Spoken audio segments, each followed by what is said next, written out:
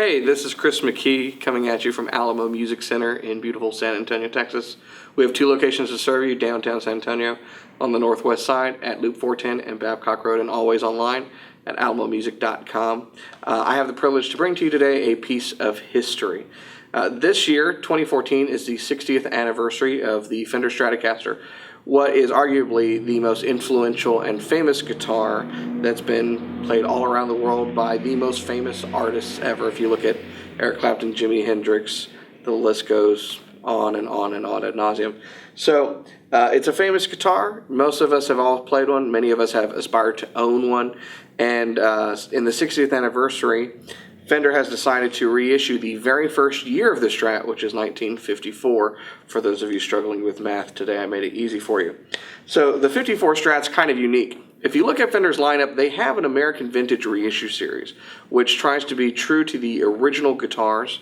You have 52 tellies and so forth. The oldest you can go back on that for Stratocaster is a 57. If you go to the custom shop, the oldest you can go back to order a guitar to start from is a 57. So you haven't been able to order a reissue of the 1954 until now.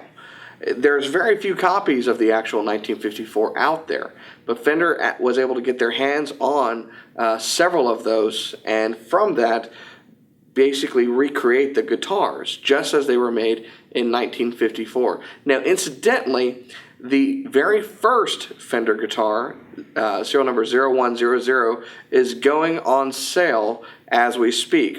And it's starting at the price of about $250,000. Many people expect it to go for $1 million. If you don't want to spend that much money, you don't have to. You can get one of these for pennies on the dollar in comparison and gain the magic that happened when Leo first came out with the Stratocaster. So let's kind of go over some of the things that make this unique from, say, a 57 or newer Strat. It's an ash body, as you would expect, or I'm sorry, it's an alder body, as you'd expect from a Strat. It's a little bit different. It has a side seam because it was two pieces of wood kind of put together. That's how they did them back then. This is the original color. So if you look at 0100, this is the same color that it's in, which is basically a two-tone sunburst with a flash thin nitro finish. It's a nitro finish on the neck as well. Maple neck with the maple fretboard, frets put right into the neck just like they did. It's got vintage tuners. It's got kind of a washer-style string tree up here. And you'll notice the knobs. This is kind of what hit me at first. It really set it apart from some of the retro Strats that I've played in the past. All of the kind of the plastic is a little bit different. And the reason is because this is polystyrene plastic that they were using in 1954. You've got the single-ply pick guard, which we've come to know and love, those of us who like vintage guitars.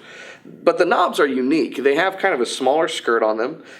They feel a little different. The toggle switch controller or piece, if you will, finger hold, is a little bit different design. Actually kind of looks like retro futuristic design. And the pickup covers are very rounded. I would take this to be because they did not have very perfect mold, so it's not as kind of squared off as the pickup covers that we've become used to on Strats. It's got a cool look. It feels a little bit different. Of course, the nitro, if you've ever played a nitrocellulose finished guitar, has a different feel to it. And the neck is quite chunky on this. It's similar to like a 52 telly if you've ever had the opportunity to play one of those. So it's a nice fat D. It's kind of, if you just take your hand and cup it like that, that's about how deep the neck is. But it feels really comfy. The Fender logo is actually put on over the finish, just like they did on the original model. And this comes with all sorts of crazy case candy. So you get a tweed case that is vintage correct. It's a center pocket case like Fender was making back then. You get a vintage strap, a vintage cord, and reproduction paperwork to go with the guitar like you would have received when you purchased it in 1954. Now, one of the things that you'll also find in the case is a period correct toggle switch. So on the guitar as it comes out, you actually have a 5-way toggle switch, so you can get those in-between sounds of neck and middle and bridge and middle and so forth.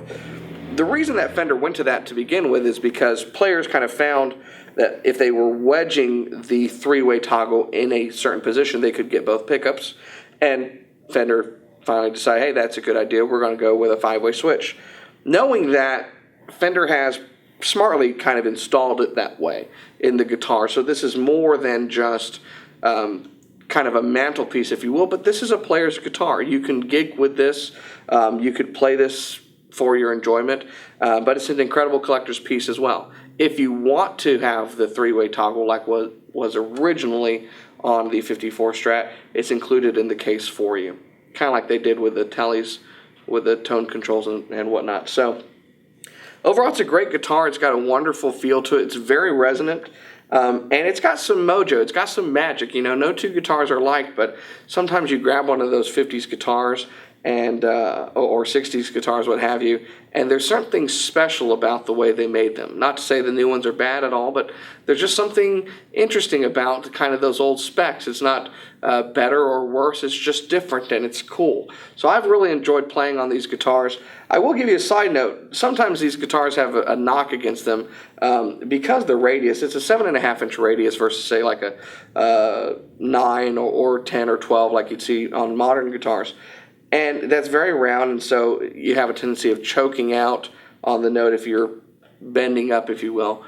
But I haven't had that problem on this guitar, which we'll demonstrate for you in a minute. They've set the action up just right, so you can do some nice high bends and have perfect sound the whole time. So it's a great guitar. It's got a perfect setup. It's basically a very limited kind of custom shop type instrument that Fender's putting out, part of their Pure American Vintage series, and they've only made 1,954 of them. So it's easy to remember that's 1954 of them. Half of them have already left the States. Alamo Music has 2 to bring you, and they're not going to last very long. For the 60th anniversary, get yourself a piece of history. Call us today, go on our website, and buy one of these bad boys before you miss your opportunity, because the next anniversary is going to be at minimum 10 years from now, and you know, maybe it's 120 years from now before they do another 54. Who knows? So get this today, and we're going to play a little bit for you so you can enjoy the beautiful nuances that this guitar has to bring. Thanks.